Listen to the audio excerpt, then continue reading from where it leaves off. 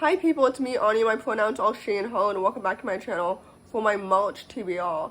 March historically is one of the months where I read the most, and there is a week in March where I'll be out of town, so I hope that will be true.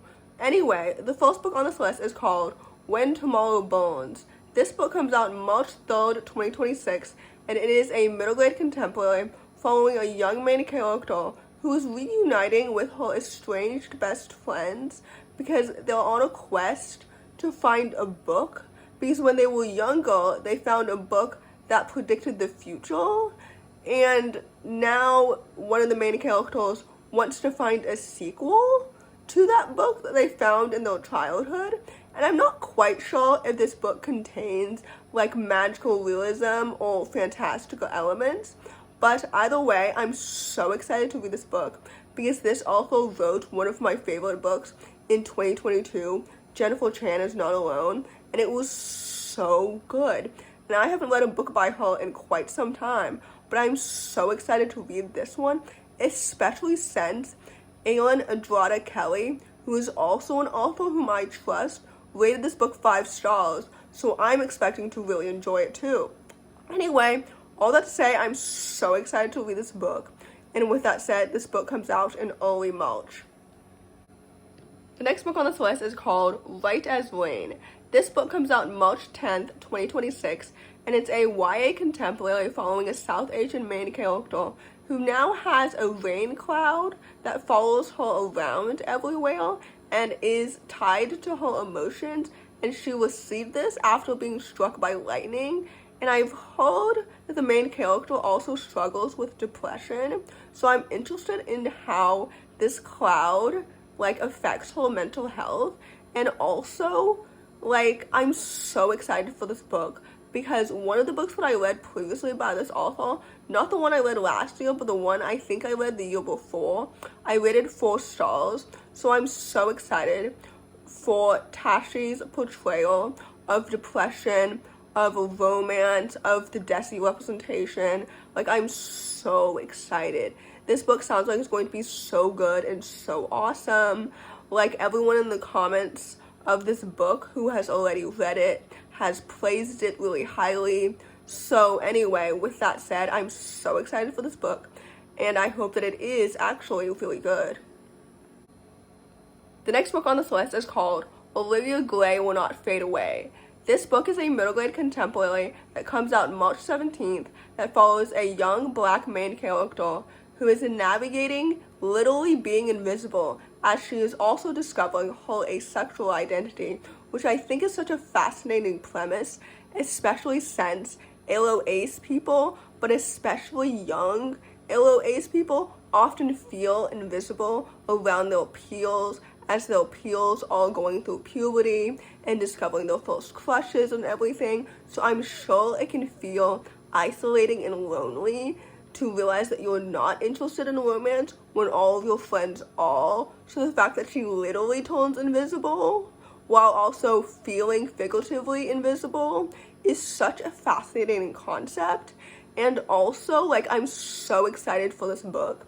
If I had made a list of my most anticipated 2026 new releases, this book would have been on that list, honestly. But anyway, because I didn't make that list, all of my monthly TBRs now are just so much longer. But anyway, I'm so excited for this book. I just know that it's going to be so good and so awesome. So with that said, I'm so excited to read it. The next book on this list is called Red River Rose. This story is a middle-grade historical fiction set in 1885 that follows a young indigenous main character who takes a stand to protect her way of life, and this book comes out March 17th. I'm so excited to read this book because I love reading stories about indigenous main characters. I think that indigenous main characters are often very underrepresented in historical fiction, but also just in fictional stories in general. And I think that their history should be told more and it should be taught more. And there's so much that has happened to the Native American population that frankly we don't talk about enough. So anyway, I digress, but I'm so excited to read this book. I'm so excited to have an opportunity to support more Indigenous authors and their stories and their history. Historical fiction is one of my favorite genres, and I love it so much. So anyway, with that said, I'm so excited to read this book, and I know that's going to be so good. So anyway, with that said, this book comes out March 17th. The next book on this list is called The Blue Dress. This book comes out March 24th, and it's a middle-grade contemporary following a young Iranian main character who's navigating her complicated relationship with her mother, as well as body image issues, and I believe that there's a trigger warning on this book for eating disorders. I'm so excited to read this book because, first of all, I think it's going to make me cry. Second of all, I love it when middle-aged stories really dive into these serious topics, because when I was younger, I thought that these serious topics only happened to you once you became a teenager, and I forgot that they could happen to you before the age of 14 or something. I don't know if that makes any sense at all, but I'm so excited to read this book because I'm hoping that it will be so good and so well done. I've heard that it's semi-autobiographical, so that'll be really exciting because that means that the author is putting their own story into the story, and it's inspired by real life maybe. Anyway, I just have really high expectations for this book, so with that said, I'm really looking forward to it. The next book on this list is called Someone to Daydream About. This book comes out March 24th, and it's a YA contemporary following a queer deaf main character who falls in love with the lead singer of America's most popular boy band as she goes on a whirlwind summer tour with him because she's teaching him sign language. I'm so excited to read this book because, first of all, I love the intersectionality of disability as well as queer representation. Second of all, I love disability representation in general. Third of all, this book sounds like it's going to be a fast-paced summer romantic book, which is exactly what I need because I love reading cheesy, sweet romantic books. And typically, historically, I've said that I don't really enjoy romance-driven books, but this one I'm so excited for because it's pitched for fans of Rachel Lynn Solomon, whose romances I've loved in the past, and Alice Oseman, who's one of my favorite authors. So with that said, I hope this book will be so good and so wonderful and just so happy and welcoming, which is exactly what I always need and I'm always in the mood for. So anyway, with that said, this book comes out at the end of March, and I'm so excited to read it. The next book on this list is called All That Chandni Knows. And if I've mispronounced her name, please let me know. I feel like I always historically struggle with these South Asian, specifically Indian and Hindi names for some reason, but it's because I'm not familiar with them and I should become more familiar with them, frankly, and that's on me. Anyway, this book is a middle-grade historical fiction that comes out March 31st that follows a young Indian main character.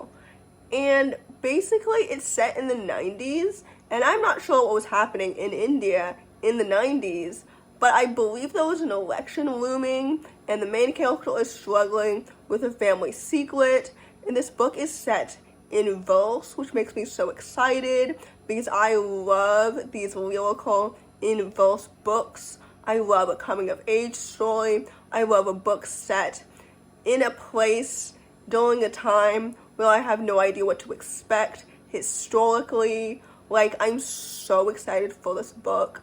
I just think that it's going to be so awesome and so emotional and so tender and just so well done. So anyway, with that said, this book comes out March 31st, and I'm so excited to read it.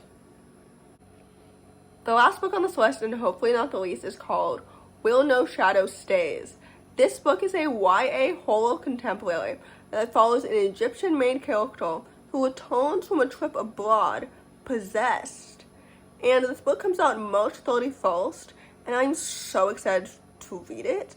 I haven't actually read the the author's previous adult fantasy duology, but so many of my friends have really praised it. So when I heard that they were coming out with a YA horror urban fantasy, I was so excited to read it because I've heard so many great things about the writing and the world building and the characters and the romances in the past.